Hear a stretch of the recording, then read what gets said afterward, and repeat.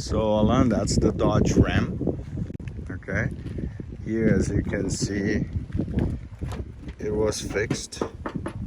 There is some work here, some, you know, but this one for 8,000 we get it. Some scratches here, but nothing really bad. Truck bed is okay. I don't see signs of severe rust yet. There's some work that was done. These are plastic. These are plastic.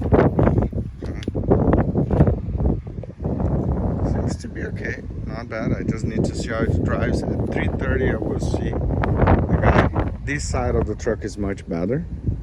Okay. I cannot see inside, I think, but it's a working truck, but everything is okay inside. Seems to be okay. Let's see underneath.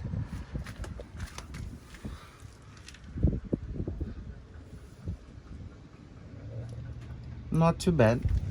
Don't see anything too bad. That's a big truck. Okay.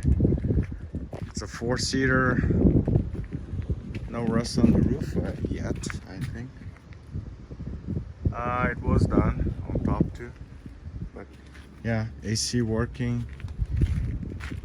Some rust inside, as you can see, which is normal.